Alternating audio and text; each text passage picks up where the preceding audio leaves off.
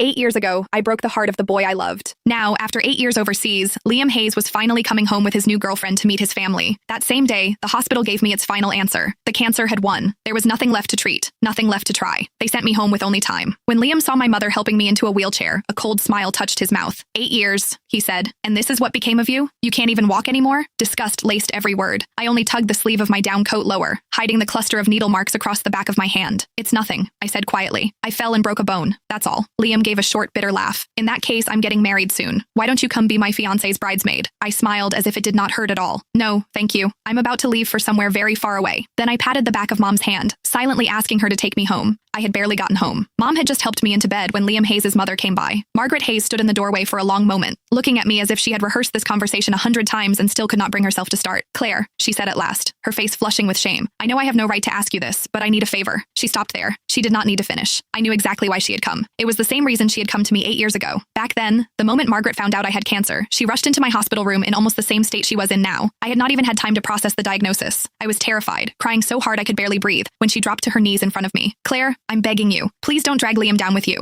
He's just been accepted into a program overseas. If he finds out you have cancer, he'll never agree to leave. You and Liam have known each other your whole lives. You've loved each other for so many years. So please, for my sake, let him go. Break up with him. I've arranged everything. I found a boy to help. All you have to do is pretend to kiss him downstairs. Let Liam see it. Make him believe you betrayed him. Then break up with him. That's all. Because of those words, the first thing I did after being diagnosed was not schedule more tests or begin treatment. Instead, I put on the coldest face I could manage, pretended to cheat, forced Liam to hate me, and drove him out of the country without mercy. Sure enough, a second later, Margaret looked at me with guilt in her eyes. Claire, please don't blame me. I had no choice. Liam's girlfriend now was his classmate overseas throughout graduate school and his doctoral program. They're perfect for each other. I really don't want to ruin such a good marriage. You know Liam, he adored you when you were kids. If he finds out the truth about what happened back then, I'm afraid, her voice shook. I'm afraid he'll throw everything away again. So could you stay away from him for a while? You don't have much time left anyway, do you? In your condition, you shouldn't be going out, don't you think? The moment Margaret said those words, my mother grabbed a pack of adult diapers from beside the bed and slammed it down so hard the mattress shook. Seeing that she was about to lose her temper, I quickly tugged at her sleeve and softened my voice. Mom, please. It took several seconds before she managed to hold herself back. Only then did I look back at Margaret. I can promise I won't tell Liam what happened 8 years ago, I said calmly, but I can't promise I won't see him. No, I could not promise that. Because during all 8 years of surgeries, chemo, and hospital ceilings, there had never been a day when I stopped missing Liam. When chemotherapy became too much to bear, I would clutch the old photo of Liam and me until my fingers cramped. Some nights, that picture was the only thing that kept me from giving up. I went through more surgeries than I could count. Some minor, some so dangerous Mom signed the consent forms with shaking hands. More than once, I was rushed into the ICU and almost did not wake up again. Every time Mom stood beside my bed and shouted herself hoarse, Claire, have you forgotten? You said you were going to survive. You said you'd get better, go overseas and explain everything to Liam yourself. You promised me. When you were well enough, you said you'd let me take you